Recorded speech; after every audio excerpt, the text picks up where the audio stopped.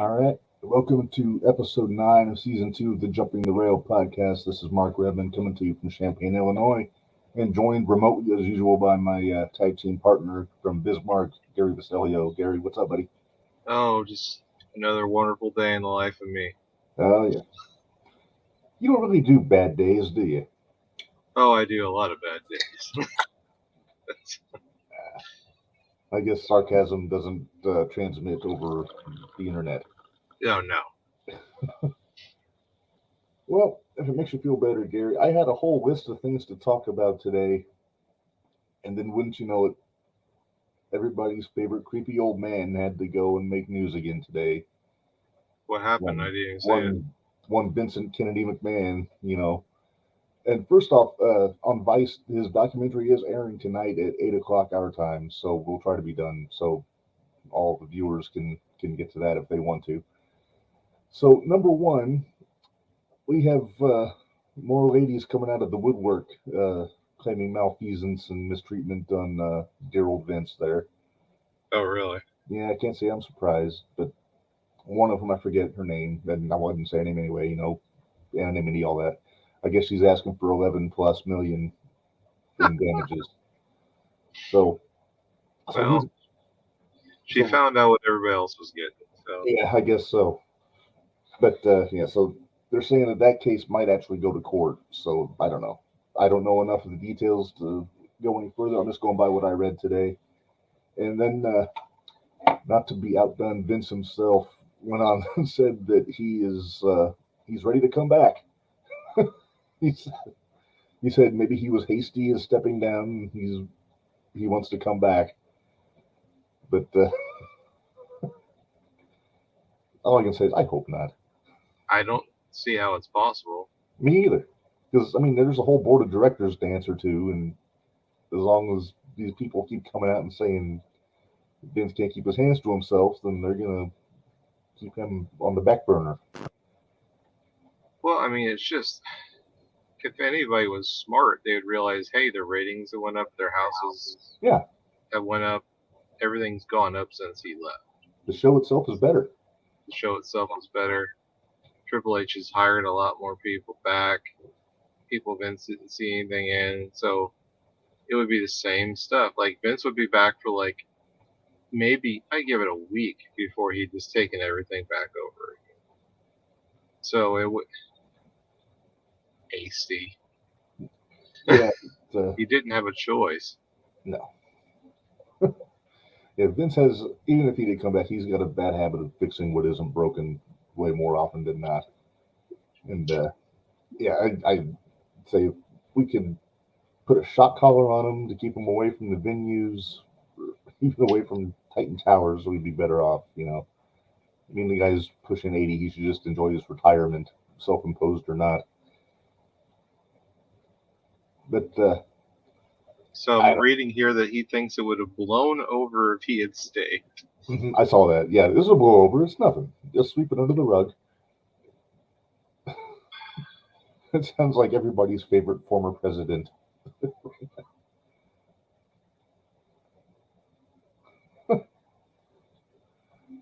Oh, look at that. Yet my beloved spouse. Vince had better not come back and ruin things. Yeah, it's and she continues, literally no one wants him back. This is very true. I don't know of anybody that wants Vince back on the tiller there, to use the old boating euphemism. But well, the problem they're going to run into is he still owns most of the stock. Still owns the lion's share of the stock, so he could make things interesting that way. But they said that was going to be legally very weird anyway, with him stepping down as CEO.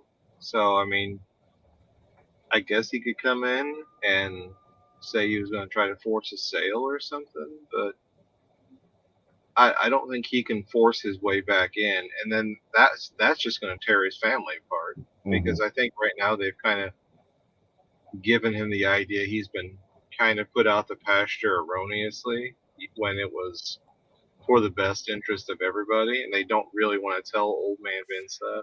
Yeah, definitely not erroneously. No, it was for everybody's own good. Yeah. I didn't know how long he could stay retired myself, but Yeah, he's yeah, it's Vince. To use what the kids say, he's kind of. I think he's prone to FOMO. You know, the old fear of missing out thing, and yeah. Well, Mania's coming up, so that's his baby. So you know he's gonna want to be back for Mania and Wrestle and Royal Rumble, but he still thinks he's got it. He doesn't. He hasn't had it for a long time. no, he hasn't had it for about 10 years, I would say, Yeah, and it's that's been a being while. generous. Yeah. But I've got to wonder if, and like I said, his documentary's out tonight at 8. So it seems a little convenient to me that about 5 hours before showtime, all this stuff starts coming out of the woodwork. Is he is he a I don't want to say genius because I mean I don't think he is, but is this a desperate ploy to get ratings for his documentary? Is it just trying to get back into the sport? I don't know. Yeah. No, it's just people around him were smart enough to make him realize for a little bit to leave. And now he's just not smart enough to stay away. He's going to get his feelings hurt. Yeah. Well, that's the problem. When a workaholic retires, then it gets a little sketchy, you know. Yeah. And if you can say anything else about Vince McMahon, he is most definitely a workaholic. Yeah. Also, a workaholic. Yeah. Sacrifice everything to the god of professional wrestling. Yep. He's. It's just. It blows my mind how different he is from his old man. Just like his dad was like a throwback promoter from the old days, you know. And I'm not even talking about not competing with the other territories or anything, but he did not want to be in any kind of spotlight. Never showed up on television. Like whenever they would have their shows at the Garden, Vince was maybe standing in the grill position, but he wasn't making a make drawn focus or anything like that. I don't think he had any desire to ever be an on screen character or anything like that. And then you go to Vince, and Vince is friggin' Barnum and Bailey and the Ringling Brothers and all these magicians and circus performers all rolled into one, wanting to want to be the grand ringmaster of everything, you know. And this is crazy. And he's you can make a case for Bischoff being similar because you know he really made a meal out of being on TV. But other than that, other than Bischoff and maybe Russo, none other promoters have ever really wanted to do that. Tony Khan, he'll pop up like once every couple months on TV.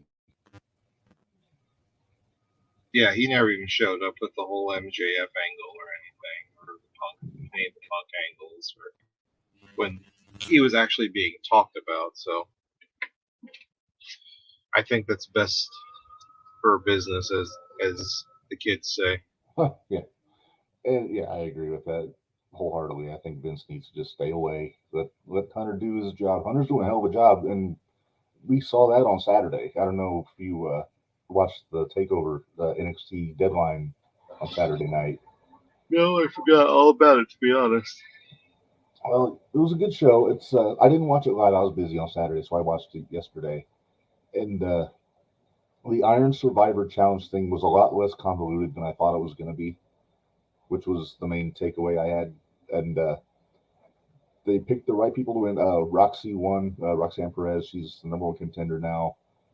And Waller, the Australian kid, is the Iron Survivor for the men's side, so he's going to challenge Braun Breaker down the road.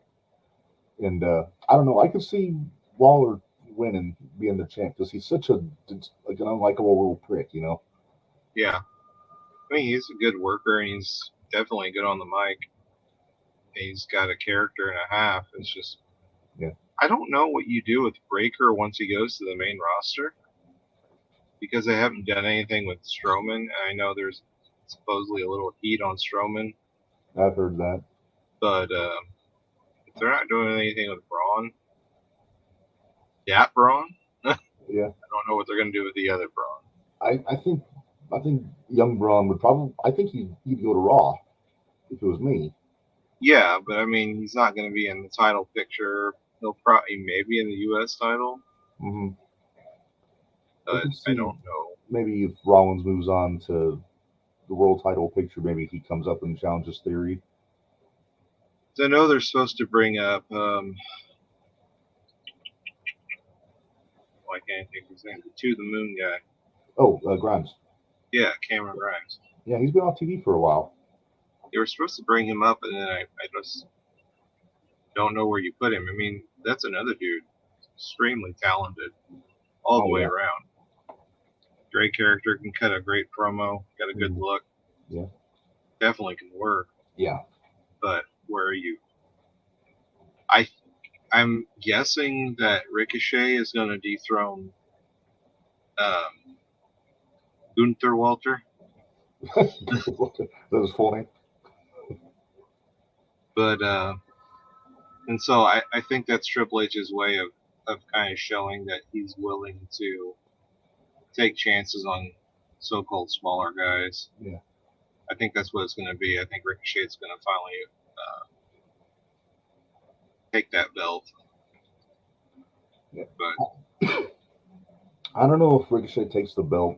I think Gunther might hang on to it at least through the Rumble.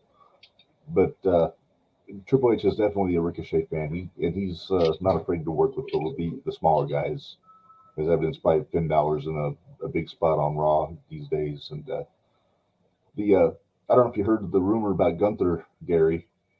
A little alliteration there. Apparently, Brock requested him for WrestleMania. Really? Yeah, Lesnar against Gunther.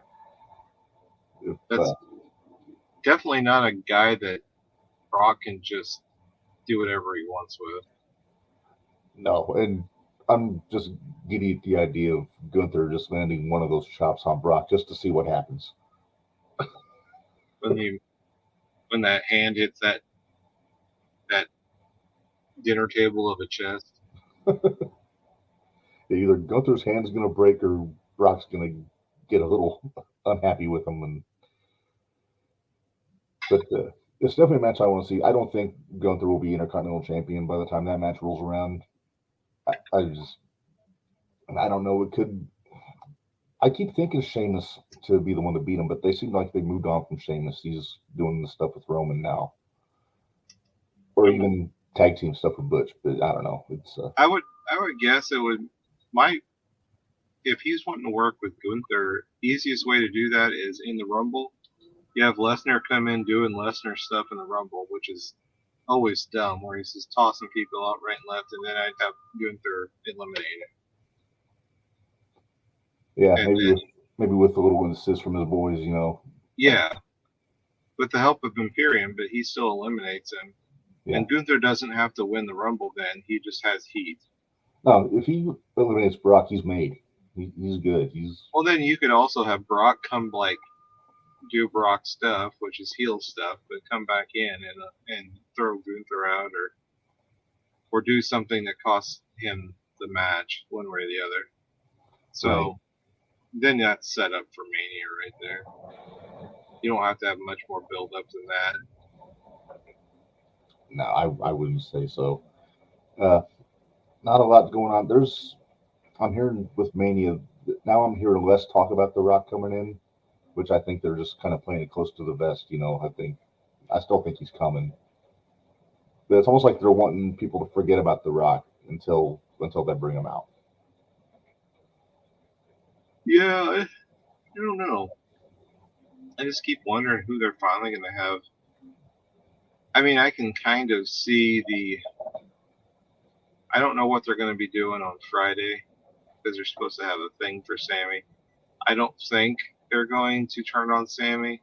It seems too early. But what I think might happen is that I think Kevin Owens is going to take one of the belts off him. And I think Sami Zayn's going to help him.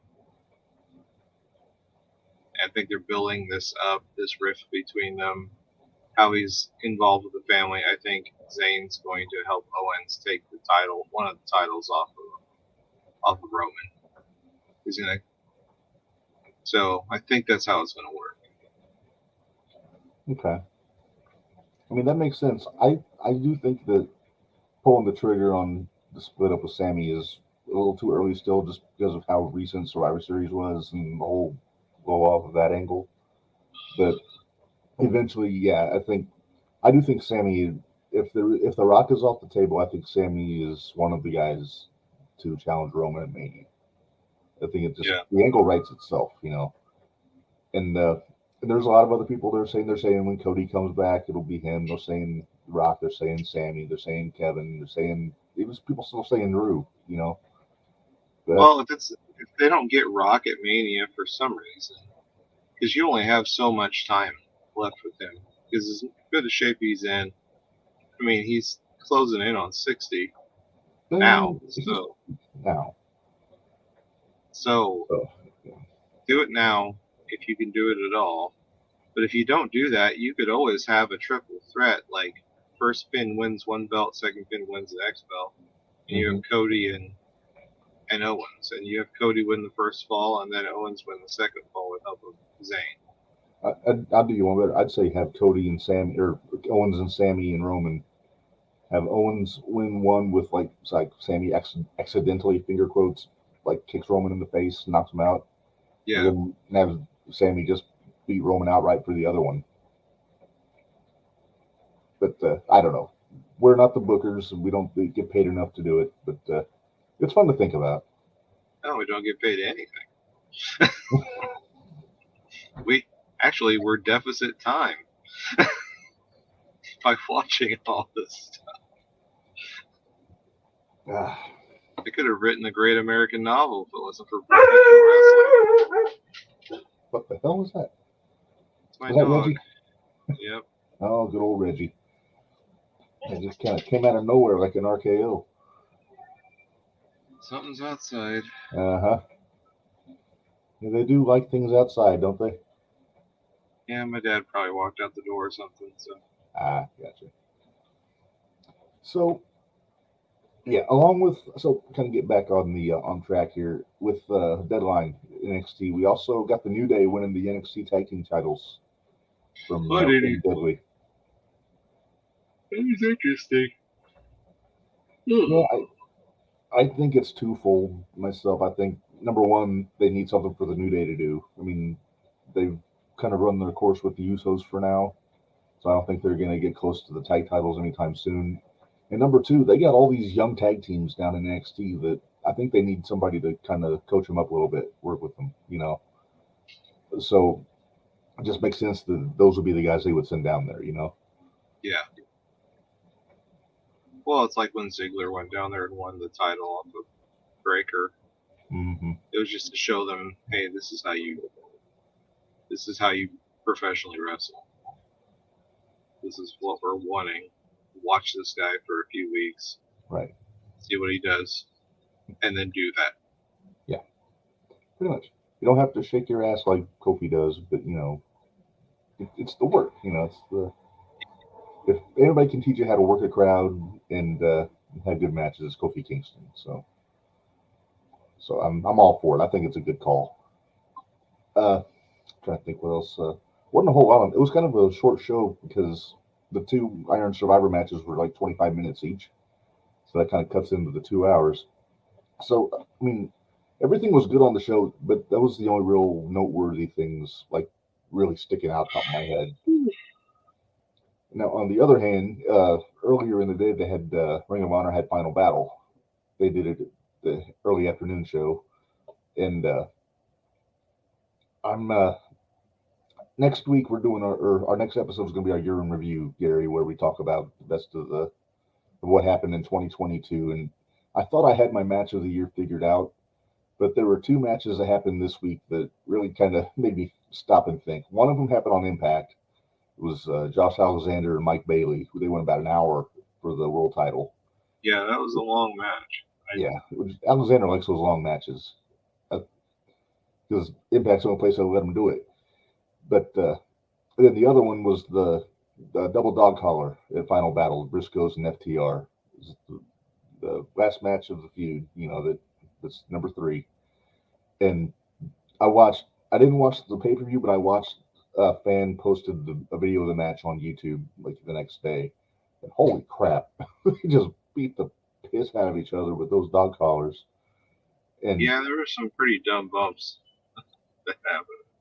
There were, but there was also some good psychology in there too, though. Specifically, Dax Harwood, probably the best seller in the match, I would say. But yeah, he took they were smart. They didn't have him tap out or get pinned. They had him pass out, so it keeps them looking strong, you know. But now the ROH is starting to run shows on Honor Club, which is their streaming service.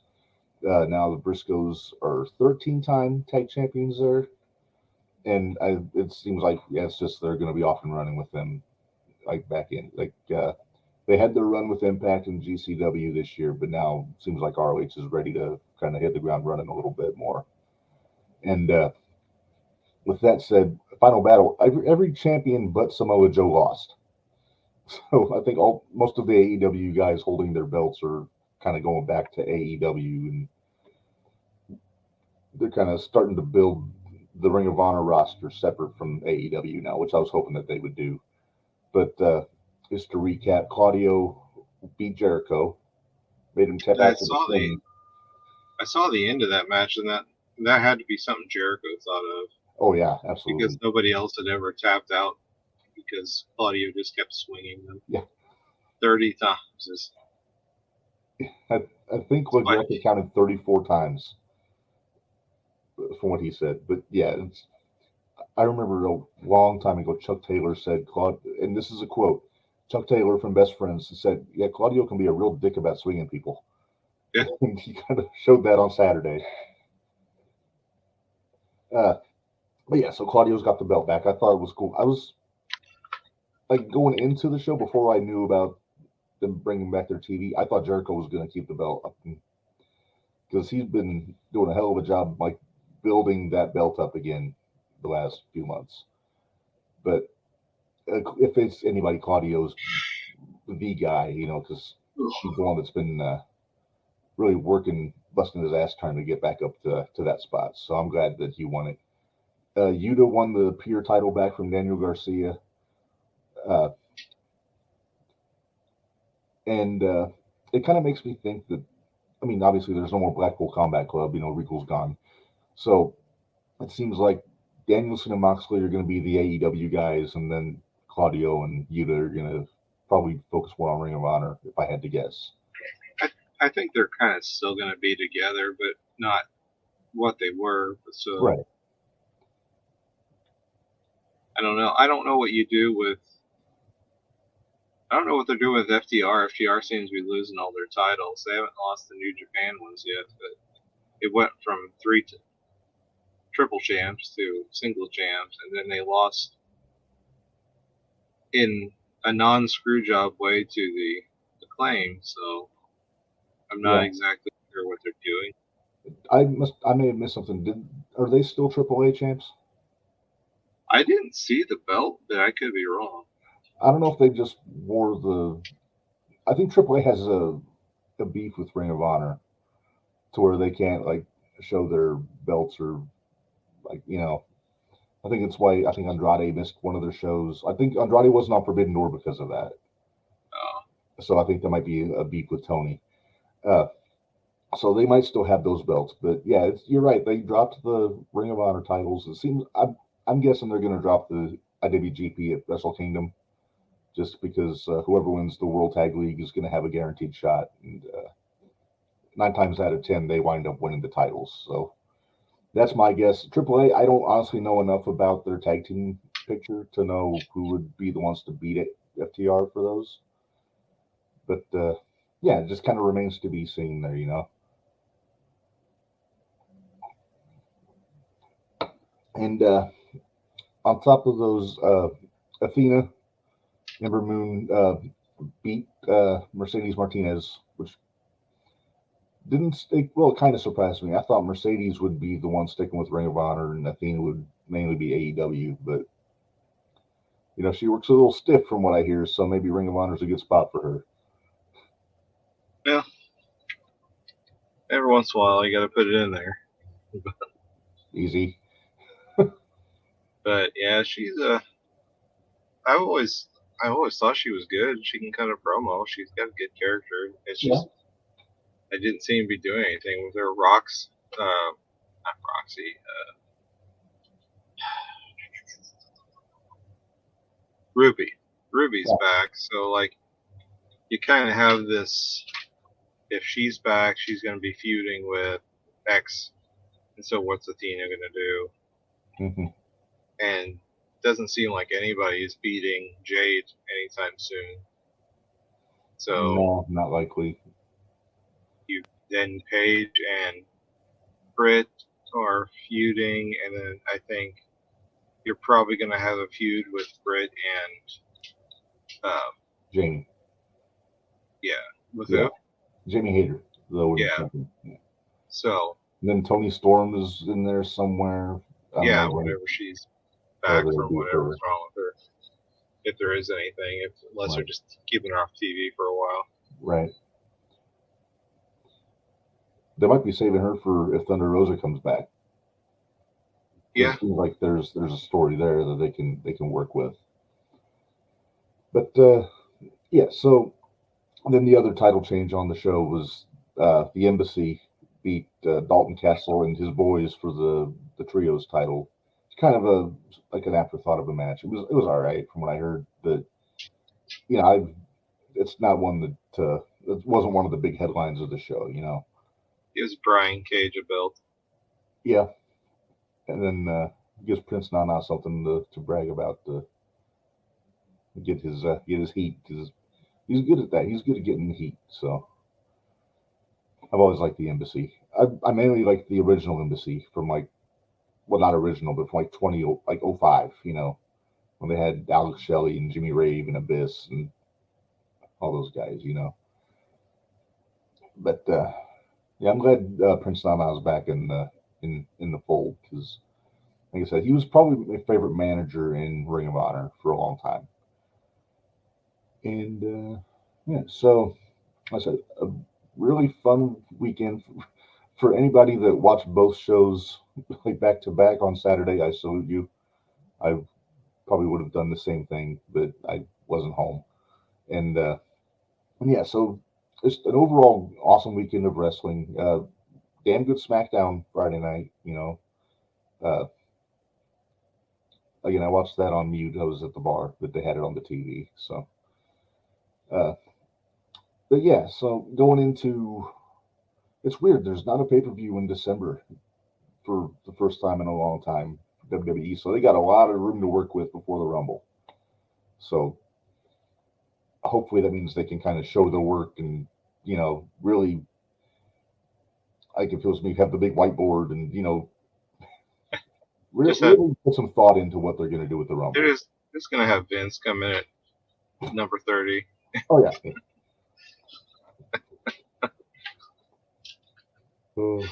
Oh, it would be classic Vince. Don't put it past him.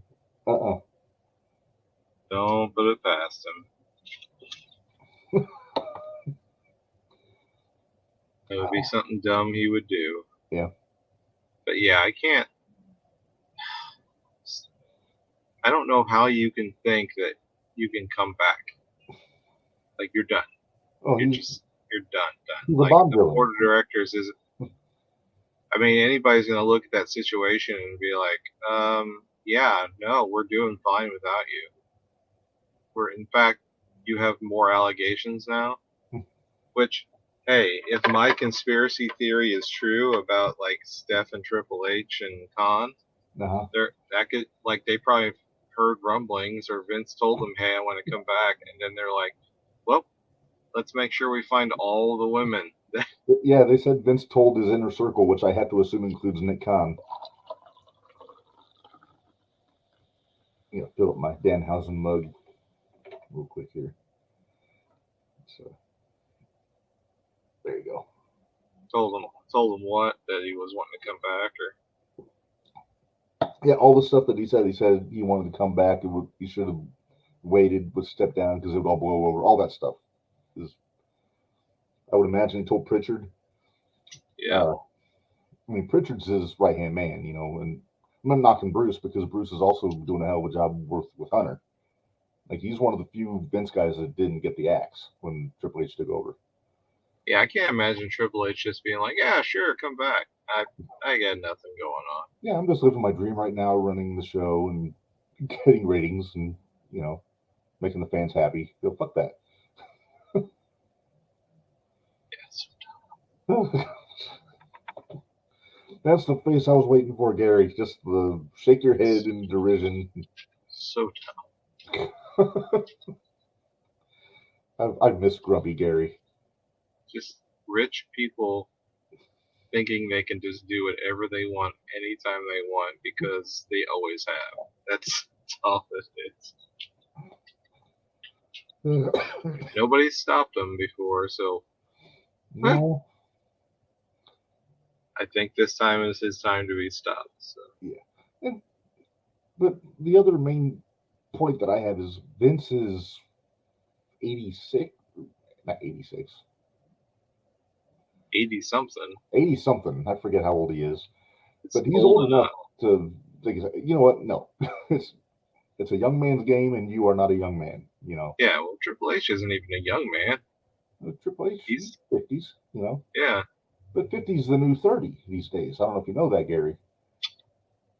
I don't feel that. See, I have a different I'm not even 50 yet. Well, neither am I, but I say you're only as old as you feel, and I have the back, knees, and feet of an 84-year-old man. Yes. I agree. Yeah. My brother brought his kids down for Thanksgiving, and I was tired of just watching them run around and do what they do. I don't have that kind of energy anymore. Yeah. Kids be exhausting, man. Yeah. We went to our buddy Marco, original producer of the show. He had the annual family Christmas party for all of our group of friends, and Narge was there, brought his boys, and after a while, all three of them, they're 10, 5, and 3, I want to say. Stacy would know better than I would. But just free-for-all wrestling extravaganza in the middle of the living room. And Murray, the 5-year-old, he works stiff. He was making me cringe with chops, and they don't know how to work safely yet. But yeah, that'll happen. Yeah, but they went for a good 45 minutes, and I was tired out watching them. Yeah, I remember being in high school and wrestling in my friend's yard or in their room and getting just legit DDT'd on the ground or the floor or rock bottomed or get put in a camel clutch at the same time as a Boston Crab, like legit both ways, and almost passed out. Did you hear the bones creaking? I was like, I can get out of one of the. Oh, nope, I'm about to pass out. When I was 5 years old, my mom wasn't home from work yet, and I hope telling this story doesn't get my dad in trouble. But it was just me and my brother at home. He's 2 years older than me, and my dad was out in the garage, I think, doing something with his car, or I don't know. So my brother and I used to always wrestle around in the house, and it was always harmless. Nobody ever got hurt or anything, except for one other time, but I'll get into that later.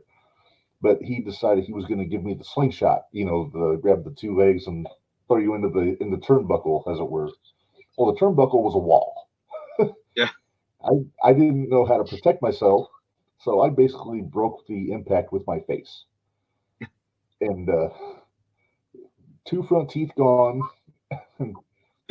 I was not happy. I'm told I cried. I don't remember very much. But then my brother plays he plays doctor. He takes me in the bathroom, cleans me up and everything, and tells me, don't say anything. You basically keep my mouth shut so they can't see. So he sits me on the couch and has me literally do this. I was like, how was that? And he said, you okay? My mom came home and she figured out I didn't have to do anything. He's like, what did you do? So we told her, and then we didn't get in trouble. My dad got in trouble because he was not in the house. And so yeah, that's one of the perils of bedroom wrestling, Yeah. Then there was the other time my brother gave me a leg drop, but he didn't know you have to bend the knee when you go over the windpipe. So he kind of mabled me, Tried to kill his little brother. It's okay. I'm sure he thought I had it coming, but in the long run, no harm done. You probably had it coming anyway. I probably did.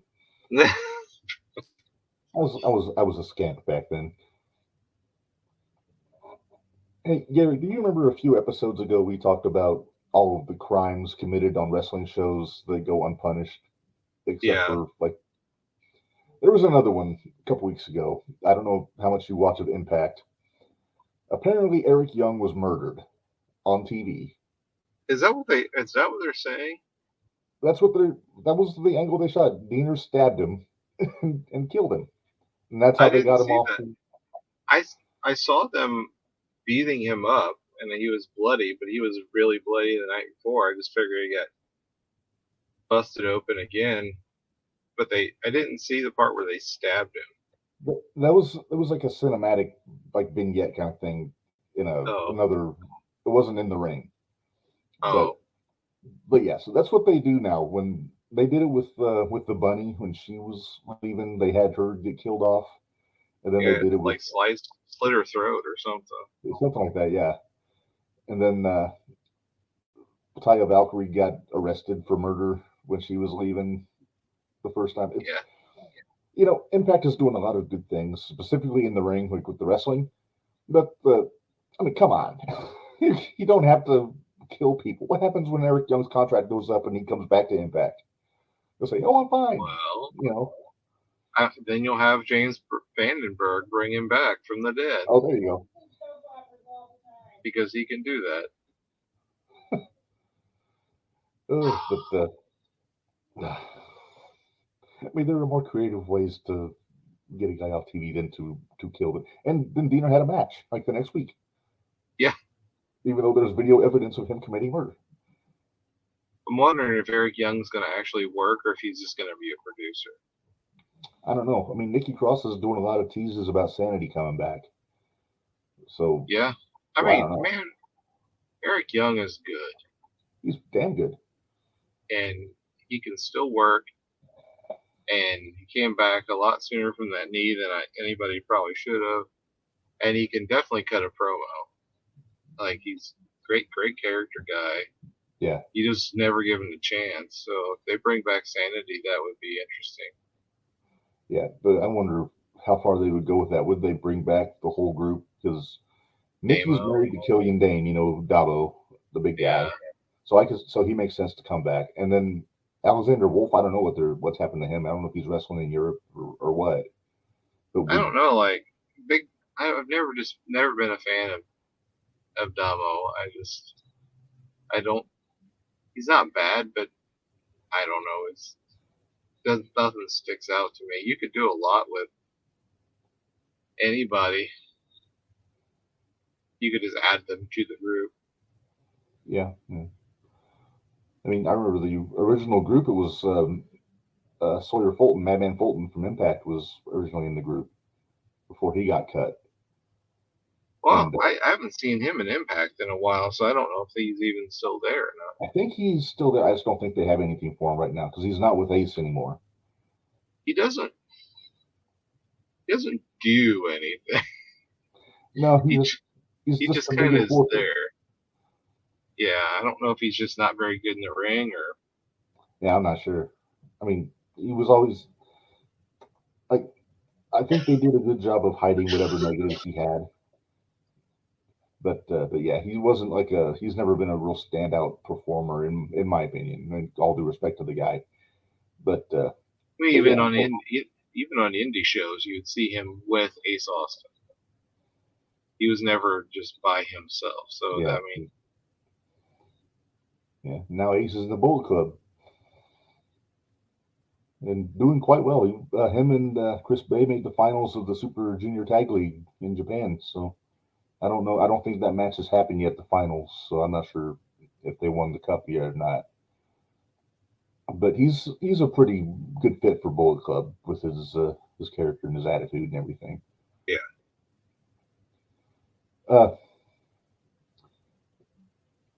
Yeah, I'm trying to think who else is in the Bullet Club right now. That I was thinking Juice Robinson.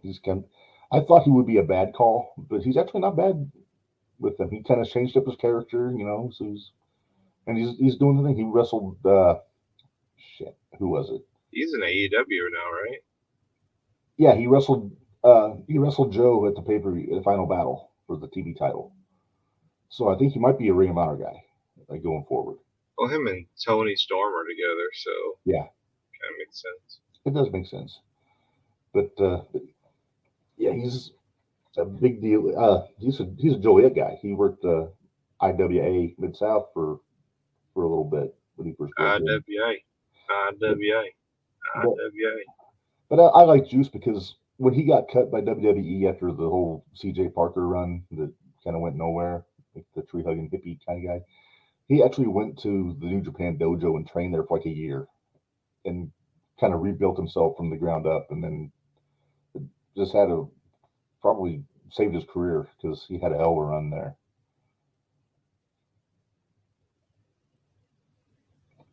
Yeah, some guys just fit in better in Japan. Yeah. Like Jay White, I don't see him being a major star here. But he's a huge star there. Oh yeah, Jay's one of my favorites.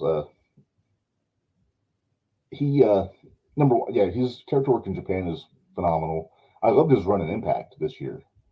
Yeah, when he was there, I didn't think they did enough with him in AEW. They brought him in to defend the title at Forbidden Door, but other than that, he was just window dressing for the Undisputed Elite when he was there. But they could have. I imagine if Cole hadn't got hurt, they could have done something with Cole and White in some degree. Yeah, hard telling when Cole's ever going to come back. So.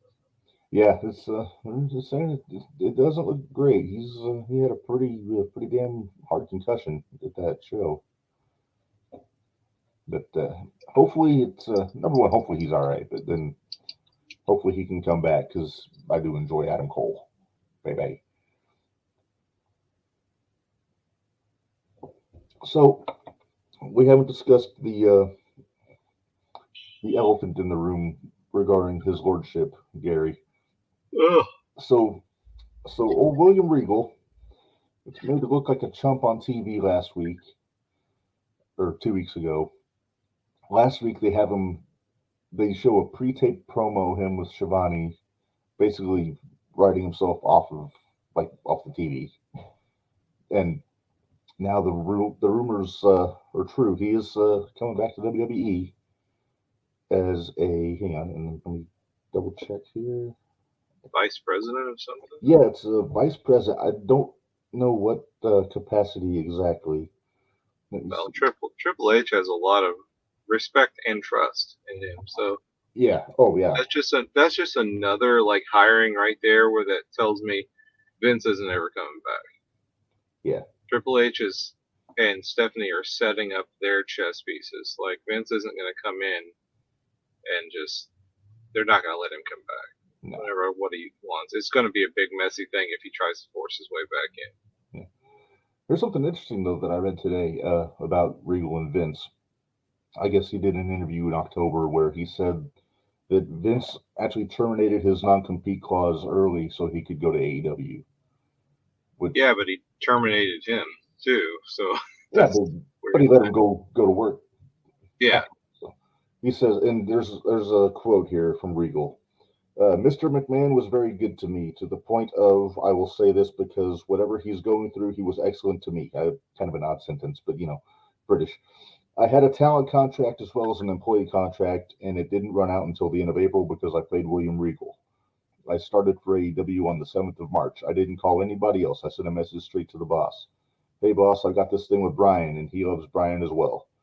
Absolutely, you go, and still paid me until the end of my talent contract. I was the only person who ever got paid by both companies at the same time. So, I mean, so I got that, my fancy reading glasses, because I can't see shit anymore. But, yeah, so, I mean, he's got plenty of good things to say about Vince, despite everything, which tells me the character of the guy, you could easily taken the low road there.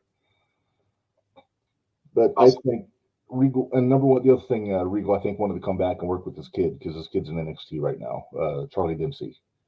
Yeah, I haven't seen him in a while, so I don't know if he's still there. Training. Yeah, I've liked what I've seen of him so far. He reminds me a lot of his old man, but yeah, I don't know. I think they need to develop the character a little bit more. But in ring, I think he's off to a really good start. And like I said, for what Pat Patterson was for Vince back in the day, I think that's what Regal is for Triple H going forward, because Regal was kind of a mentor for Hunter back in WCW. Yeah. So, I mean, that's how far back, you go back farther than Triple H does with Shawn Michaels, to put it in perspective.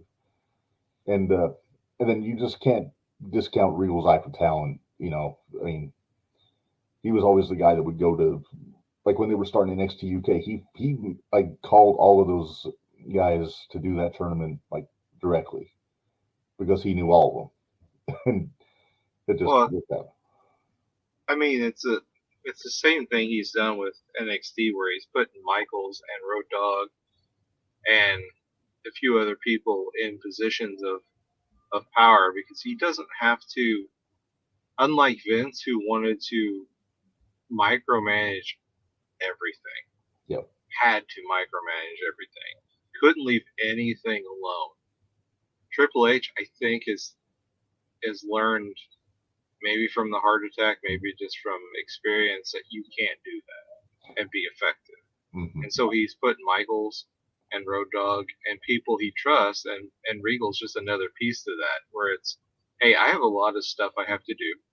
I'm Mm-hmm. writing these shows. I'm trying to get all this back online. I can't do everything, but I need somebody I can put in a position and then just walk away, because I know everything I ask them to do, they're just going to get it done. Mm-hmm.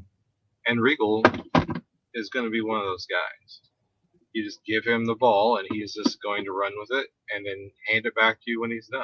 Yeah. So it's a good pickup. It's a good hire. I mean, all the people he's bringing back are people who have shown loyalty to him in the past, or whatever spark he wanted to see.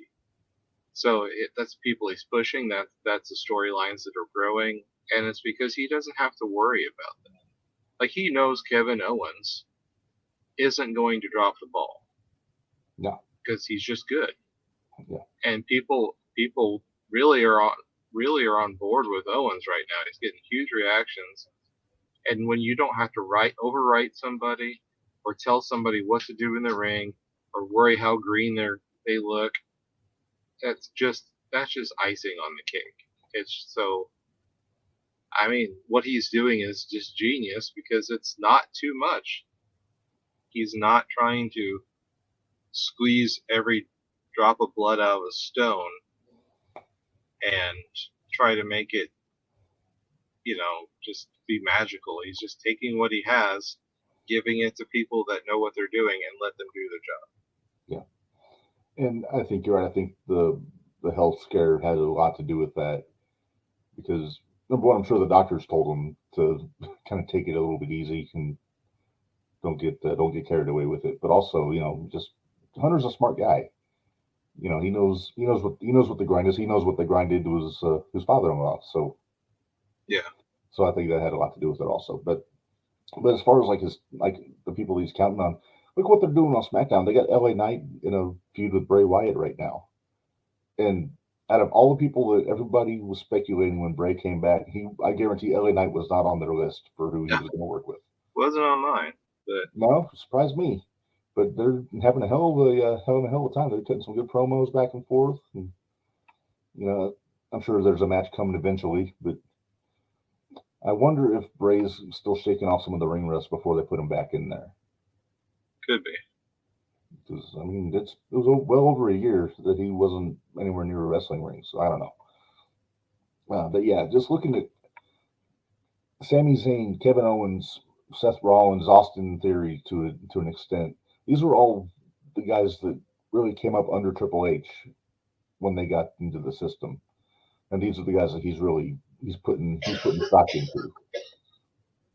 I don't know if that was. Oh, I think that was my wife coughing. Oh, yeah.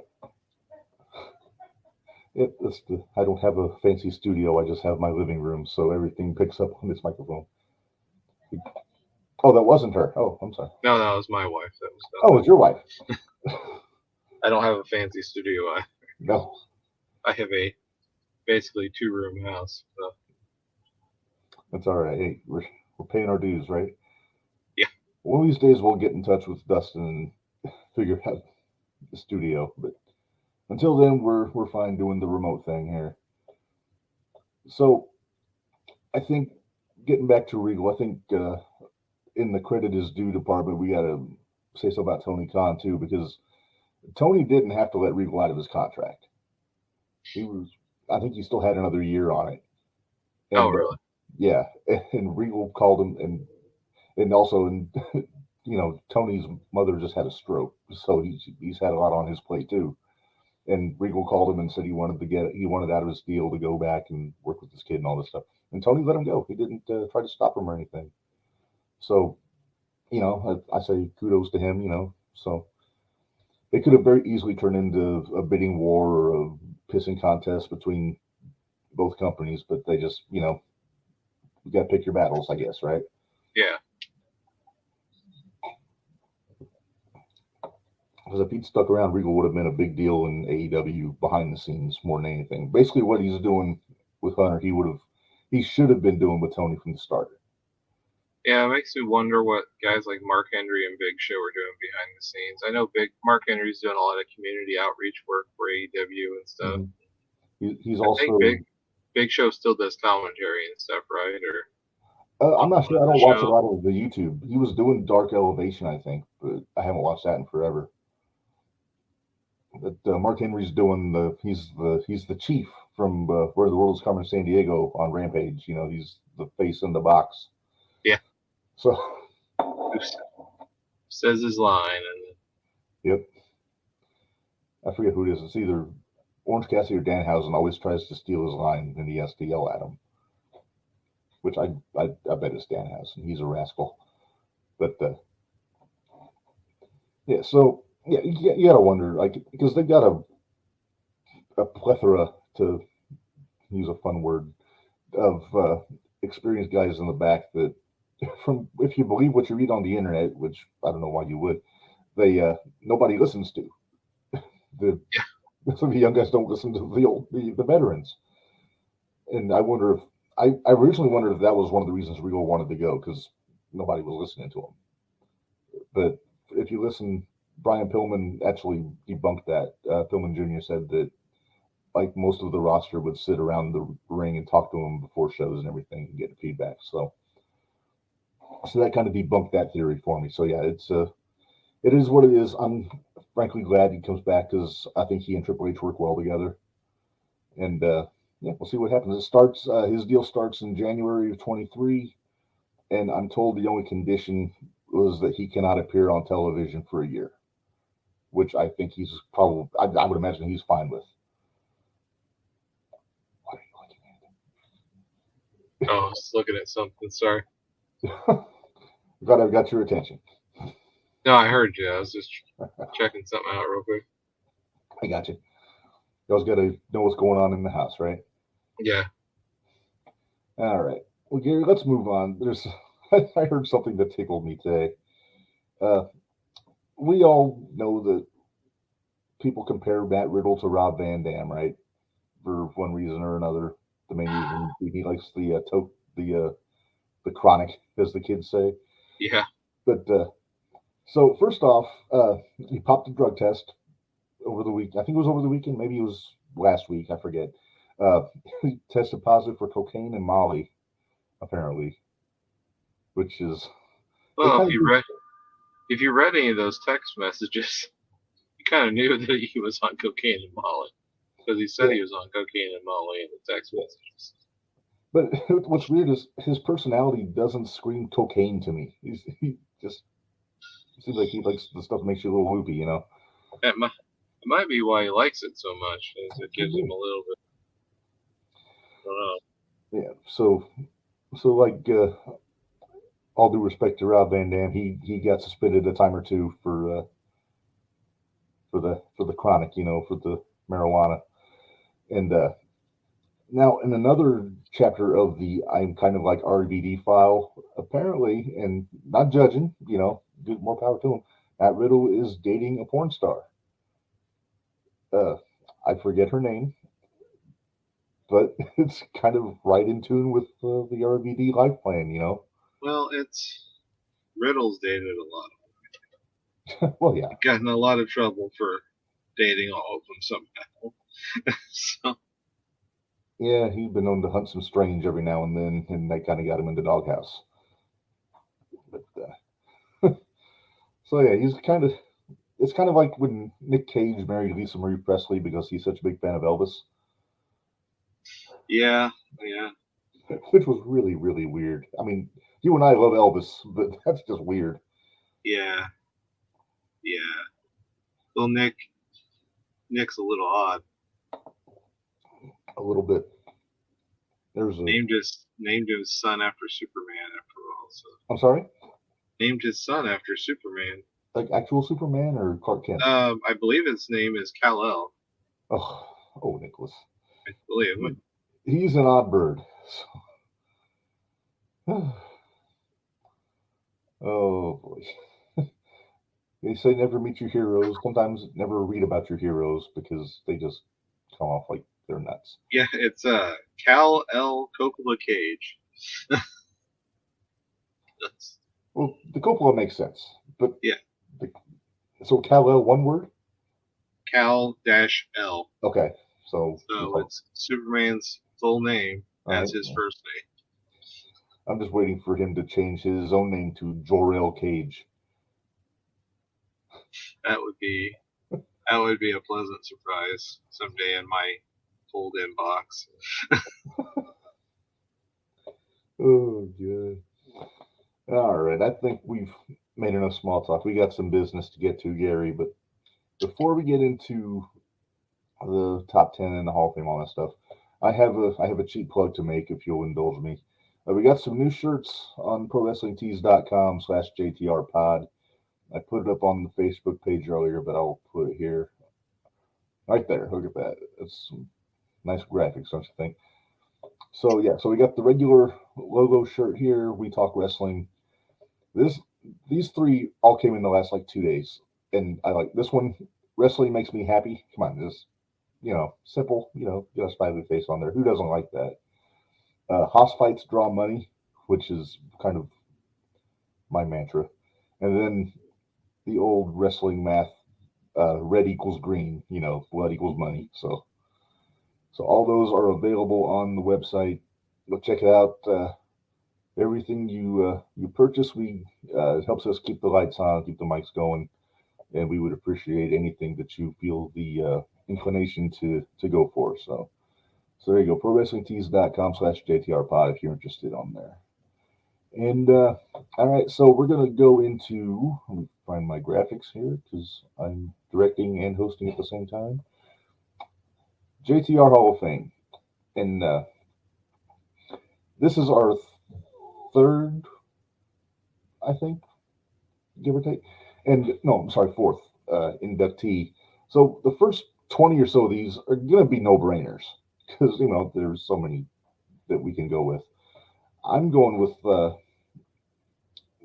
probably one of my favorites. I love the Texas guys from way back, Gary. So this week we are inducting, Dusty Rhodes. Dusty Rhodes. Dusty Rhodes, the boat of the woods in public, if you will. Yeah. I mean, what's not to love about Dusty, Gary? I mean, he could talk. Not a chiseled Adonis, which I think we can relate to, but he could do what he had to in the ring. He could talk butts into seats, as to borrow from Tony Schiavone. And also, man, just as a booker, he did everything, and it was just great. He was, well, I mean, considering how he started his career of not training at all. Yeah. Saying the Funks trained him, and they didn't. I think Murdoch did the same thing. And nobody found out until he was booked on a show with Dory. And they were like, hey, one of your students is here. Must be nice to see him again. He's like, I have no idea what you're talking about. Yeah, I think the story goes Dusty was playing for the Patriots, and I think he got cut or something. And he just wound up going to a wrestling show up in Boston and just said, hey, yeah, I trained with the Funks and I want a shot. And I think he won a championship in his first match, if I remember hearing right. So, yeah, he always had a little bit of that snake oil salesman in him to get his foot in the door. But, yeah, 3-time world champion.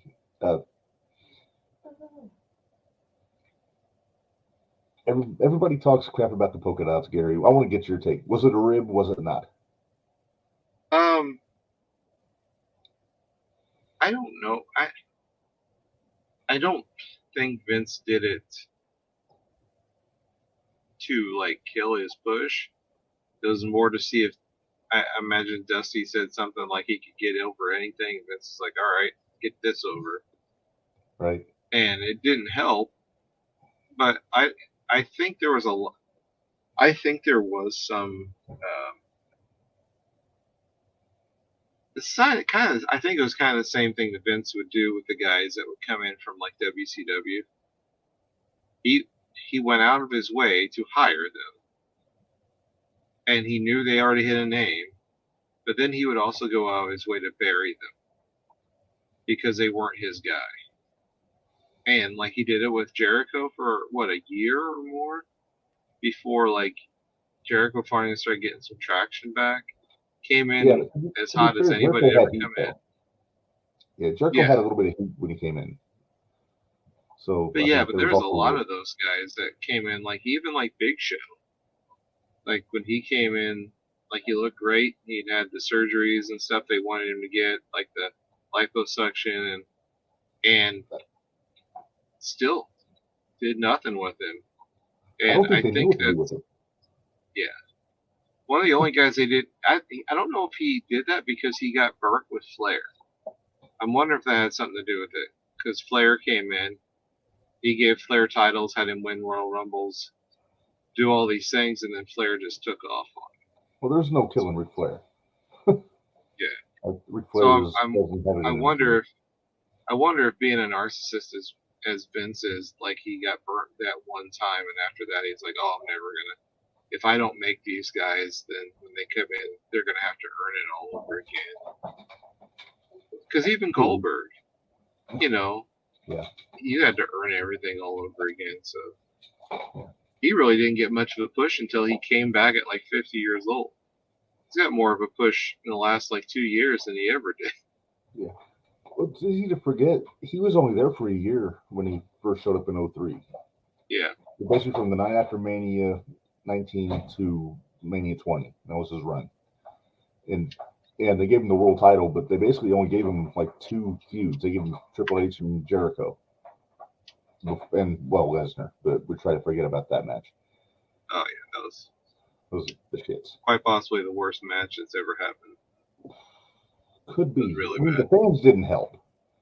Yeah. But there's something I saw, and I want to get your take on. I want to make sure I read this right, Gary. Somebody posted an idea because you heard that Dustin Rhodes announced that 2023 is going to be his last year as a full-time wrestler. Yeah. So somebody put this on AEW Dynamite's Facebook page here. I think it's just a fan page, but make sure I can read this here. I'm going to read this directly from here. If he only has a year left on his career, All Elite Wrestling should let him go over for a short NWA run and rip the title away from Tyrus. Let him hold a world title just once before he retires. Let him hold the gold that his brother and father held. Imagine the pop for him returning to AEW holding the title in somewhere like Texas. I don't hate that idea. No, and if you're Billy Corgan, you shouldn't either. No, if you're Tony Khan, you shouldn't. But I don't know how Billy Corgan makes any money doing what he's doing. I think it's just I don't want to say vanity project, but he makes his money playing music. Yeah.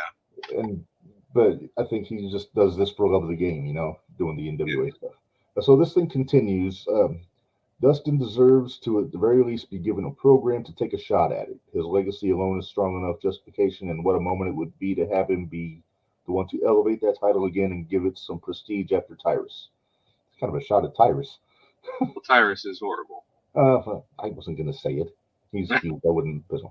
He wouldn't have to hold it long, but he should hold it at least once. I agree with that. The man is a wrestling treasure. NWA isn't in a great spot right now and could really use a strong story to reset their course. Plus, just imagine the emotional heft of his promos during this Dustin's hard times, baby. Not wrong. No, not wrong. And they could easily have Dustin win the belt and have Cardona beat him for it, because that belt needs to go back on Cardona, who is in for a rough weekend, by the way. He's got a death match with Bully Ray at the ECW Arena on Saturday. I guess it's some sort of ECW reunion show, and Cardona's telling everybody he's an ECW original. Oh yeah. He's a WWECW original, but I guess Bully has taken some umbrage to that. Apparently, Bully's feeling pretty good right now. He's out there working. He is doing the NWA stuff. He's got a pretty cool program going with Josh Alexander right now on Impact. But I don't think he'll beat Josh for the title, but it wouldn't surprise me if he did. Yeah, somebody's got to. But... Yeah, and Bully's awesome. I'm a big fan. Not just because I pissed him off on Twitter a year ago. Well, you can put your name on a long list. Hey, he never blocked me, so I got that going for me. So, yeah, Dusty. Thank you. He had a great mind for the business, but he always. Some people gave him crap for it, but honestly, he was such a big star that he would book himself on top, and people would get mad. But there's no reason to be mad. Like, he knew that he was the draw, and he was. It was his charisma. He wasn't burning the world down with his work rate, but it was charisma and his ability to cut a promo. Yeah. And he just drew. I was explaining to my wife the other day, because we were watching Tales from the Territory, about how it used to be if you were at the top of the card, you actually got paid more money because you were drawing money. You had no guaranteed contracts. You had no guaranteed contracts. You just drew what the gate was. And so, yeah, I mean, that would be like Ric Flair running a promotion and not putting himself at top back in the day. Of course he was going to be a draw. Yeah. Because he's Ric Flair. He wasn't going to run something. And Dusty was the same way. Wherever Dusty went, fans followed. I mean, he was just this charismatic ball of energy, and it's kind of how it worked. Yeah. And he always, his booking was simple and to the point, and it wasn't, but there was, what was it? Like, they knew how to sell. They knew how to get an angle over, and he couldn't do a crossbody to save his life. What are you kidding? He was like a gazelle, baby. A wounded, half-dead gazelle. I'm gonna kind of piggyback what you said. I mean, yeah, he booked himself in the main events and all that, but especially like in Crockett, a lot of times he was putting guys over. I mean, you look at the run with Blanchard and Ric Flair. They were, and Barry Windham, Luger. Yeah. He was putting these guys over huge, and he'd get a win every now and then, and hold a title for like maybe a month. He never held any of those belts for very long Well, before he went back. He put the belt back on Flair, and I think if they thought he was winning a match, they'd do the Dusty finish, and he wouldn't be the champion. He'd just get that pop, I think he personifies something that wrestling is sorely missing, and kind of the same thing that a Tommy Dreamer had. Like, Tommy could cut a promo. He could tug on your heartstrings. He was always the underdog. He wasn't a small dude by any means. No. He just got beat up, and Dusty was that guy. He was always the son of a plumber. He was always for the working man. He always came out, worked hard, dropped elbows, did his thing. But Tommy and Dusty, and there's a few other people, like Undertaker at the end of his career, they didn't need a title to get somebody else and themselves over. That's kind of what Cena's doing these days when he comes back. Yeah. To an extent. Yeah. And Dusty, I think, personified that really early on. Like, Flair kind of always needed a title. Because the title needed Flair. Yeah. Dusty didn't need that to be over. No. Dusty didn't need a title around his waist to tell everybody who he was. Because he would just tell you who he was. Yeah. And you would believe him because he was Dusty Rhodes. Yeah. And he could cut a promo on anything. The Hard Times promo is still like on repeat on some people's YouTube every day. I had it saved on my phone. And it's just it's almost a piece of art. Yeah. Because it's so good and it's so poignant and it gets to the point. And Dreamer, like, it reminds me of like Dreamer versus Raven. Like, he won like once. Yeah, just that last match was the only one he won. And it just was. It felt like an emotional release. It wasn't a win. It was just like every fan was like, finally, that chair shot meant so much more than it just being a chair shot. It wasn't just a wicked chair. It was everything everybody was feeling. And I wish Tommy had the belt more than once, like actually having the belt? Yes. I think he deserved to have it more than once for that short amount of time. Especially the 18 minutes that he had it or something. Yeah, I think that was a short change. I don't think he needed it all the time. I think he needed one decent run with it. But Dusty was always the guy that was getting people over, even if he was winning. Yeah. And people lose that now. Like Lesnar coming back, Lesnar doesn't need a belt. He's Brock Lesnar. You know what Brock Lesnar does. You put him in a program. He doesn't need a title.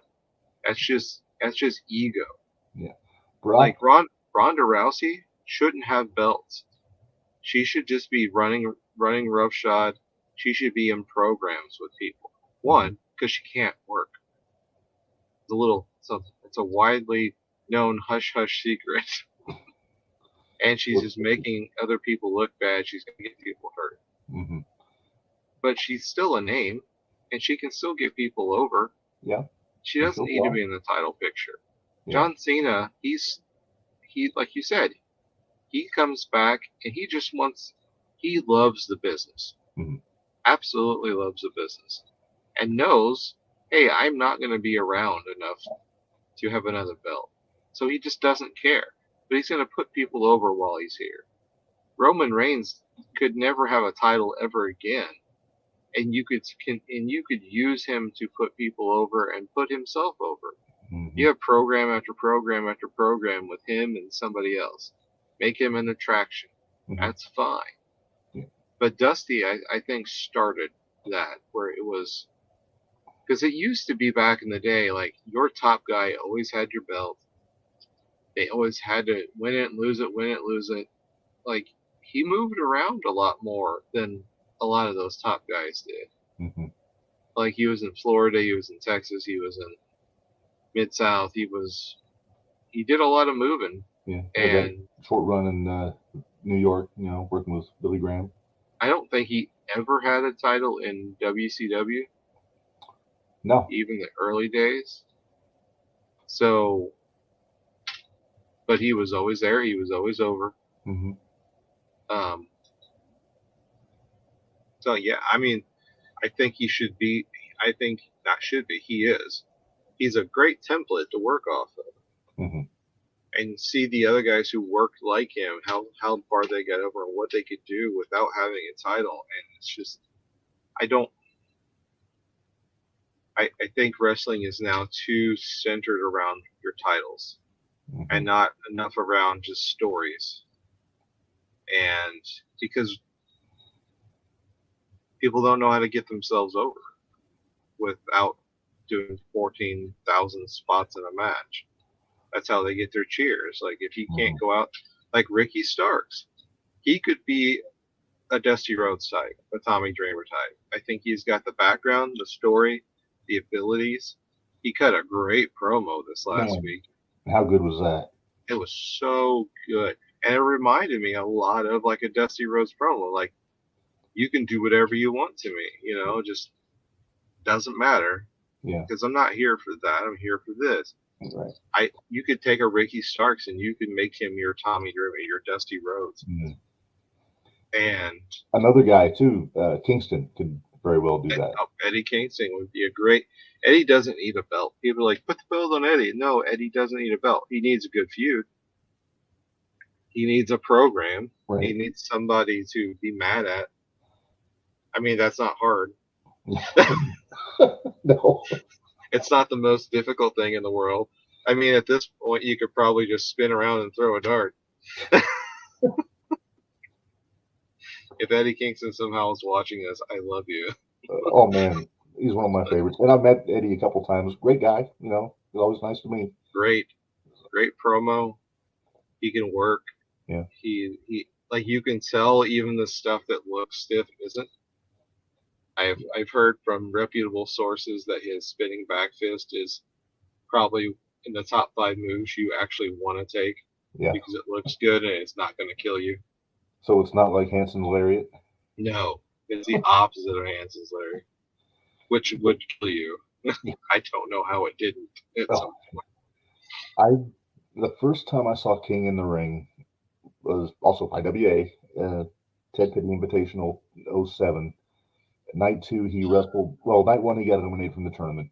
Night 2, he had a last man standing match with Chris Hero. And this was, and him and Hero they went around Chikara, IWA, CZW, PW, all over the country with this feud for a good 2 or 3 years. And this was the big blow off match for the IWA part of the feud. And just looked like they were beating the shit out of it. They did guardrail bumps, which I hate because those guardrails do not have any give whatsoever. So that's when people get hurt. But Kingston got the win on that, and the crowd was all for it. They love Kingston and IWA, and and then you were talking about Raven and Dreamer as a feud. I'll put Kingston and Hero up there with them any day of the week, just for the matches that they had, and I don't know. This is just a little rant on my part, just how much I'm a fan of Kingston and Hero. Those are probably my favorite guys on the indies. Well, you look at a guy like in the same mold as the Dusty Rhodes, the DDP. DDP was WCW's biggest face for the whole NWO, the whole where they were hot. Yeah, the only guy that didn't join. And he eventually won the title, but it wasn't until down the line. Right. And he was a heel by the point he won the title. But he was still over. Yeah. Because of his character work. Yeah. And big assist from Randy Savage also. Yeah. That Savage saw that in him. Yeah. And was willing to work with him. Savage didn't work with anybody he didn't want to work with. Yeah. And Savage was willing to take his finish. Yeah.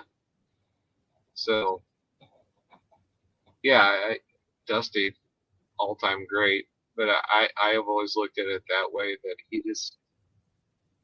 he looked at the business differently than other people did. He could see things in people and how to draw it out of them. Yeah. And I think it's lost now, or heading towards lost. Right. There's still a few that can do it, but it's not as important a part of like the training and the developing the talent anymore, which is troubling. Well, I mean, you see it. Here's old man yelling at clouds. But you see it in baseball, you see it in football, you see it in all the other sports too. Like the younger generation, they have better training, they have better like gym habits, they have better eating habits, so their bodies are much better. They're in much better peak physical condition. And so they just get to these spots where their athleticism does most of the work for them. Because they've trained they've trained in these hyper aggressive ways. Mm-hmm. But like when you look at baseball, I don't know how many situations every year where a bunt would push a run across, and they just don't do it anymore. Or just opposite field hitting, right, where they could just slap the ball. Ball's pitched on the outside, the guy rolls over on it, and they're like, oh, well, that was right into the shift. No, that was because he always does that. He's a professional baseball player. Why has he not learned how to hit to the opposite field? Right. Everybody used to be able to hit oppo. Yeah. Even Ted Williams could hit oppo. He just chose not to. Right. He was stubborn. He was like, oh, he was just stubborn. Yeah. It wasn't that he couldn't. He just didn't want to. Yeah. Like football players, same way.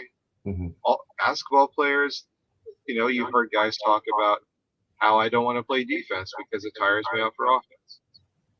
And it's just crazy because I don't know if we're still alive. Maybe still here? I'm still here. Yeah. Okay. But yeah, so I think that's what wrestling is now.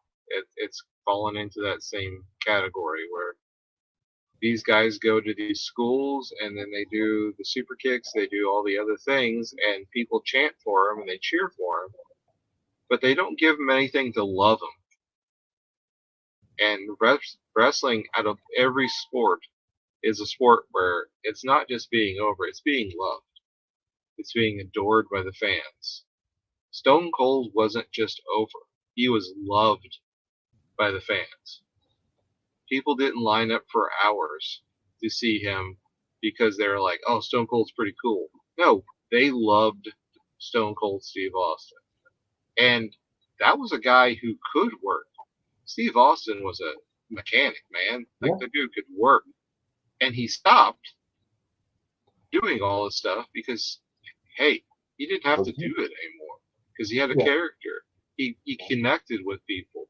He was on the pulse of what they wanted, and he did that. Yeah. And Dusty was always that way. He was always connected to the people. People loved Dusty Rhodes. They didn't just say, oh, hey, Dusty's going to be there. Oh, that'll be neat to see Dusty. It was fanaticism to see Dusty Rhodes. Yeah. Dusty, I put in that category with an Andre the Giant, just of the greatest wrestling attractions of all time. I think those are A and 1A. Yeah, I would say. And Brock is getting close to that status also. Like for this generation, he's, like you said, he's more of an attraction than anything. But there's a lot to digest there, Gary. And also, just kind of the piggyback what you were saying about baseball, nobody steals bases anymore. And I've for the last 5 years, I've gone on Twitter, and every year I'll make the same offer of $100 to the first major league player to steal 100 bases in a season. Yeah. And actually, I say first, the next. I mean, it happened before, obviously, with Ricky Henderson, Vince Coleman, all those guys. But nobody, somebody will steal 30 bases and, he's having a career year and steals. Like, that was Ricky could do that in 2 months. Yeah. But I had to just get that off my chest, so I'll move on. So yeah, so congratulations to Dusty Rhodes in the great beyond for being our latest inductee into the Hall of Fame here. We never have a plaque or anything to send to these people, but or their families, whatever the case may be. But right, we'll just give them their flowers, as it were. So before we got about another half hour or so, Gary. So why don't we get into our top 10 Tuesday here with my fancy graphics in this week's topic? And this is I had some fun with this one, Gary. Top 10 greatest bad disguises in wrestling. And I think you'll know where I'm going with this. Somebody gets suspended or fired or whatever, they come back as a different character, but it's oh so obvious who is under the mask or whatever. So this was actually a little tricky. I had to scrape a little bit to come up with my 10 favorites. I had a couple I had one that didn't make the list, but very easily could have. But we'll start off with probably the silliest one here, Gary, and that is number 10, Juan Cena. Yeah. John Cena got fired from the Nexus, and then this was just for house shows. I think it was in Mexico, but he was doing the house show loop under a mask as Juan Cena, even though he was technically fired from the company. And just brilliant. It's great. Again, ridiculous, but I'm all for it. In fact, he got a mask to match his shirt. It's just great. Yeah. I just wish I would have been there for the promos. See if you actually could do it in Spanish. Number 9, this was just a one-off. 99 or it's 2000. My mistake. When Edge and Christian masqueraded as Los Conquistadors to win back the WWE Tag Team titles from the Hardy Boys. Allegedly.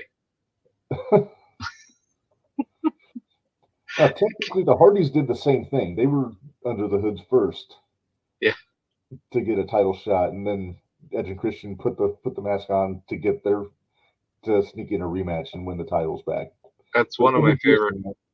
It's one of my favorite all-time gags that keeps going. Anytime you mention those conquistadors to Edge or Christian, they say, "Well, when you were under those masks," and there's like, where allegedly under those masks, they still won't ever fully admit that they were Los Conquistadors. That's awesome.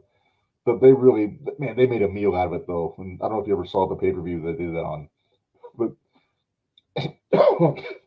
after they won, they went backstage where the Conquistadors were celebrating, and I guess a couple other guys put the costumes on, and then Edge and Christian were celebrating with them in the locker room.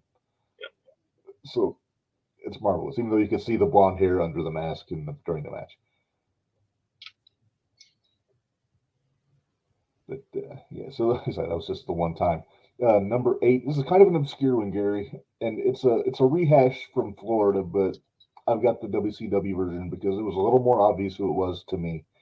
Brian Pillman as the Yellow Dog in 1991. As the old Pillman lost the loser leaves town match to Barry Windham, and then here he is. We got the. It's ironic because Wyndham was Yellow Dog in Florida in the early 80s. But they gave Pillman the gimmick for a little run before he came back. And I'm sure the girls were disappointed because, the ladies loved Pillman back then. He was a real heartthrob, as it were. But anything Pillman did was gold to me because I was always a fan.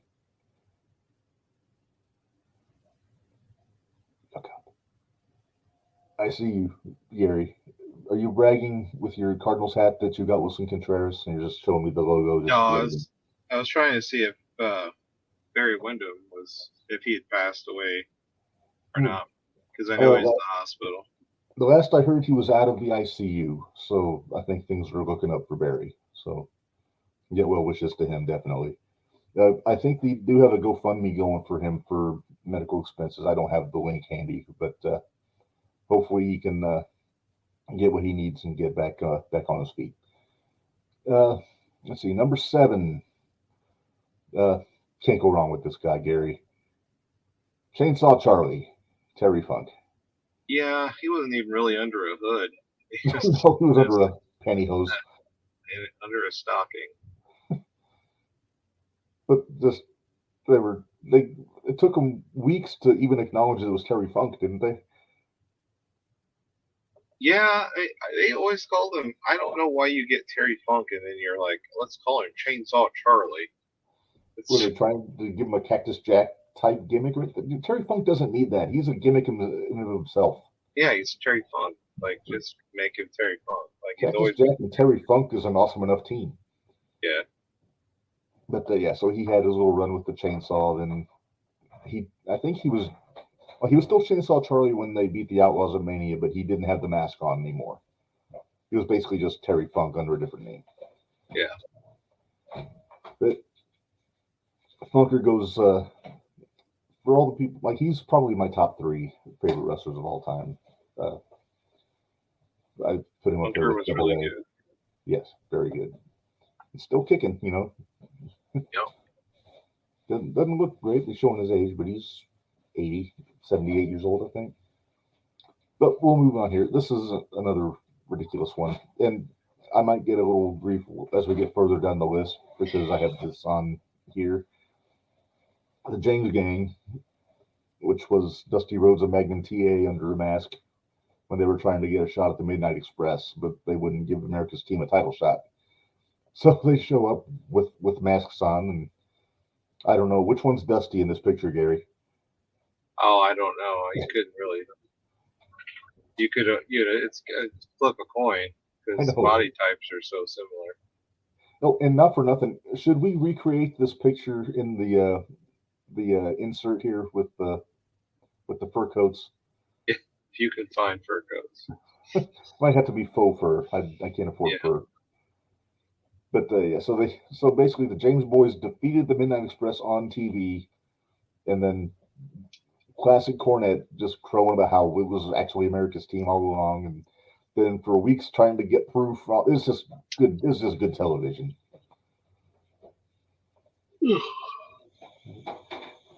But you put Dusty and Cornette together, it's always going to be good. Especially when you got Baby Doll. I don't know how Jimmy said what he said about Baby Doll and didn't get knocked out backstage sometimes. Because he was not kind to her. Yeah. All right. Number 5, Gary, when we're moving along here. Stagger Lee, the Junkyard Dog for Mid-South Wrestling. Same deal. DiBiase beats him in the Loser Leaves Town match, and then here he is. He comes in, looks exactly the same, just he has a t-shirt and a mask on. It didn't change, and as usual, like all these guys, didn't change his moves. Still did the headbutt, still did the thump, all that stuff. It's under a hood. Yeah. But the crowd was in for it. And then they would also do the thing where sometimes he would be there, like not wrestling, but he'd like do interviews with Stagger Lee next to him. And I forget who they said was under the mask. Somebody said it was Coco Beware, but I don't think it was him. I think he was a little bigger than Coco. But yeah, so that went on for a little bit until his, I think it was either 60 or 90 days he was supposed to be gone for. And that was just so he could, I think he had some injuries, but yeah, then when he came back and he beat DiBiase for the North American title and just went back to us, because JYD was the biggest guy in Mid-South. He was their Hogan for a long time. Yeah, he was.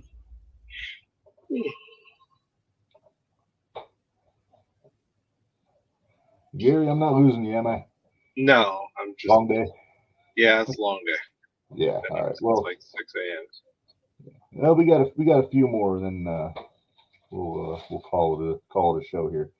All right, number 4, and this one is just ludicrous that you would think that he was anybody but who he was. Andre the Giant is the Giant Machine in the mid '80s. So the Machines were a tag team. It was Bill Eadie of Axe and Demolition, Blackjack Mulligan as I think he was Super Machine, I forget, and then they had Giant Machine, which was Andre, who was clearly a head taller than both of them. And he's wearing the same. He's wearing Andre's gear, for God's sakes. He got the one strap singlet on. Yeah. And trying to put one over on the brain. So Bobby just spent months trying to prove that he was Andre, although it shouldn't have been that hard.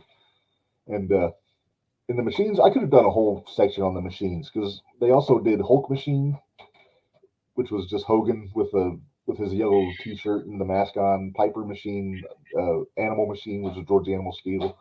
So they just made it a huge, just a gimmick for the baby faces on live events, which is ridiculous. And that's actually what led to Heenan got Andre's suspension lifted, and then that's when he joined up with Bobby and challenged Hogan. So it didn't last too long, but it was entertaining, if you ask me. All right, number 3, and I know I say ridiculous a lot in this list. I'm just going to leave this here. Yeah, I was wondering when you were going to get the Black Scorpion. This is in case of emergency break glass, because it wasn't supposed to be Flair. As I understand, it was supposed to be Al Perez, but he didn't want to do it. And so they just put the mask on Flair, had Ole dub the voice, and then they did the match at Starrcade with Sting. But the whole Black Scorpion character was ridiculous. It's just Jim Herd 101. Just take a ridiculous name, give him magical powers, and then in the end, he's Ric Flair. Makes no sense. Because, who wants to see Sting versus Flair on a pay-per-view without Did Jim Herd do the RoboCop fiasco too? Was that under him? That, I believe it was. And also, the one where the guy, I can't think, I'm getting tired, fell through you dressed up as him for Halloween. No, Shockmaster. Yeah, Shockmaster. No, that was a Dusty call. That wasn't Herd. Oh, that was a bad call. It would have been fine, but they rehearsed it before the show. And it went perfect. It went through the wall. When the stagehands rebuilt the wall, they put a crossbeam across the bottom, like for support, and nobody told Fred Ottman. So when he goes through the wall, he catches his feet on the crossbar, and that's what sends him ass over tea kettle and makes for just mean gold in the wrestling business. It's just poor Shockmaster, but it made for the greatest Halloween costume I've ever done. It was pretty good. Yeah, when I go to the Squared Circle Expo, I'm debating bringing that for the wrestler look-alike contest because I might have a shot. Yeah. My wife says do it. So, and if I win, I get VIP passes for the next expo. So that's something to be for. The only problem is I got to figure out how to do because they make you do a promo. So I need to figure out how to get the Ole voice because I can't just use my voice. It sounds wrong. Yeah. So I'd have to figure. Maybe I'll talk to Dustin and see if we can. Aren't there 2 different contests? One is the lookalike contest, and the other is the promo cutting contest. Oh, I don't remember. I think it's 2 separate things. It might be, but we'll see. Okay, so we're going to move on here to our number 2, and the top 2 should be obvious. It's just a question of in what order. And like I said, this one I'm gonna sit back. I'm gonna hit the button. Boom. Mr. America. Yeah. It just why? I mean, I remember when they had the little promos saying Mr. America is coming, and I didn't know who it was gonna. I didn't know it was gonna be Hogan under a mask. I thought it was like an actual new character. Like I thought it was like somebody who like doing a Luger style thing. Like you know what I mean? Yeah. Then what do you know? Here comes the Hulkster brother with his blue Captain America mask on and running around with Zach Gowen and making a monkey out of Vince McMahon. So that's what they do. But I mean, I don't know. Can you see any resemblance between this picture and the insert?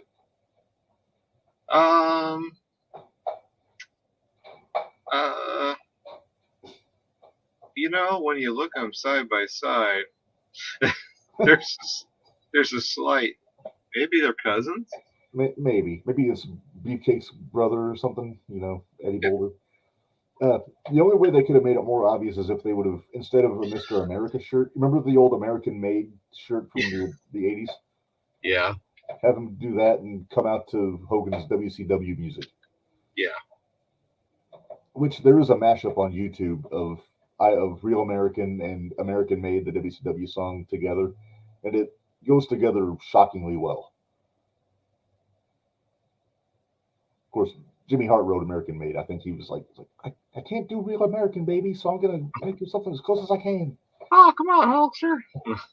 Do you have any idea how confused I was the first time I saw Jimmy Hart managing Hulk Hogan like in a match in like '93? Because I didn't watch the pay-per-views when they happened, and all of a sudden I put WrestleMania 9 on, and here comes Jimmy Hart. I'm like, what the hell is this? Just Yeah, I was confused when he after a while when he would had anybody, because Jimmy would just come out and have his megaphone, but he never really tripped anybody or did anything. He was just kind of there, kind of like Yeah. Elizabeth. She just would just stand there. yeah, And I didn't understand. Why are you here? yeah. What are you doing? Well, Elizabeth was there for Randy to hide behind. Yeah. Jimmy was just there. Yeah. He was there to yell at referees with the megaphone. Like after 1989, he didn't really do much as far as getting involved in matches. He was just over with all the boys. So. Oh, everybody loves Jimmy. He's one of the guys I'd love to meet someday. I had a close call with him in like 2007. I was at a Fan Access in Schaumburg. It was before WrestleMania, and they had a WWE experience thing at the mall up there. And Jimmy and Hillbilly Jim were there, just kind of working. Like Hillbilly Jim was just working backstage, just walking through the crowd in his street clothes. And then Jimmy, I think, was doing meet and greets, but I didn't get a chance to meet him or greet him. So someday, because I've got a picture of me with Bret Hart on my wall. I'd love to put a picture with Jimmy nearby. So, but that's just me. All right, so we've done the first 9. I'm going to give you, well, I'm not going to make you guess, but I'll bet you have an idea of who number 1 is. I was thinking the Black Scorpion may have been, but if it's not that, or like, and it's not Shockmaster, then I don't know. Oh yeah, the Midnight Rider. Yes. He used that in Florida, and then he used it again in the NWA. I remember the one from Crockett more because that was in like '88. It was after he, I think he hit Jim Crockett with a bat or something on accident and got suspended. He was fighting the Horsemen, and then when Barry joined the Horsemen, then Dusty went into the locker room with the mask on. He still played up the gimmick, and then the Horsemen beat him up, and Wyndham took his mask, and then there's this really, I don't want to say iconic, but there's this picture online from the end of, it was either a Clash or Worldwide or something, where the Horsemen are driving off in the limo, and it stops, and the window rolls down, and Barry holds up the mask out the window, and then he puts up the 4 fingers next to it, and they made a picture out of that and put it out there, and it's kind of I think it's awesome. I think it's cool. I want to get a poster made of that.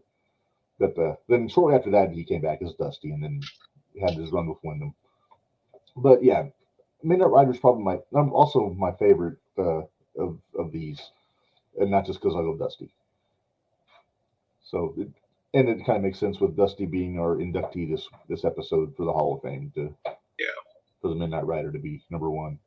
So, before we say goodbye, Gary, I want to get some business out of the way. Once again, ProWrestlingTees.com/JTRPod. You saw the new shirts up there. There it is again. But this isn't all we have. We got plenty of stuff on there. So if you go there, see what we have, like what you see, and pick something up. We would appreciate it. So follow us on Twitter at JTRPod, Instagram at Jumping the Rail. This coming Thursday at 5 p.m., the 01 Shootout, myself and Menders are going to be talking with either the full group or a subset of the Lowlifes going into how the Lowlifes to Christmas show this coming Saturday. So check that out on YouTube on the JTR Podcast Network channel. And also, I want to give a shout out real quick. you guys remember Marco, our producer, for the first year plus of the show. And like I said, we went to his house over the weekend for the Christmas party, and Narge was there, so it was cool hanging out. And Marco gave me this really cool thing. He's got this machine in his house. It's like I don't know if it's a laser printer or what, but he got some coasters made up with, and I never know where to point, but he got me some, Hold on. there we go. I got it. We got There you some dumping the rail coasters made for me, which look really cool. So thanks to Marco for that. And yeah, so, and plus they're durable. They're not like your run of the mill, like thin plastic coasters. These are, you can hear, that's ceramic. So that's going to last me a while. So thanks to Marco for that. Gary, you have anything you want to add before we say goodbye? Sometime in the new year, we're going to start with our guest every other show or something like that. Yes. And then once we get a time for that, we'll let you all know. And then, like Mark was saying, we may have a different location and producer at some point, hopefully in the new year. So just be on the lookout for that. And then once we get all that rolling, we'll get. And also, yeah, so like you were saying, we're going to do that like a Chicago indie series, like at the start of the new year. Next episode on the 27th will be the annual year in review episode. If you remember last year, it went about 3 hours long. We don't want that to happen this year. So No. I think we had 20 something subjects to talk about during that show. I'm going to cut that maybe in half and just pick the good ones. Yes. I'll get Gary a list of those, get him to figure out what he has to say about that. And we're looking at having one, possibly two guests on that episode to help us out. I just have to make sure that they're down for that. So keep an eye on our Facebook page, and we will keep you posted on that. So other than that, Gary, I don't have a whole lot else. So what do you say we put a pin in this one, and we'll be back in 2 weeks? Sound good? Yep. All right. For the Italian Stallion, Gary Vasilio, this is Mark Reb, reminding you all life is hard, so work stiff. See you later.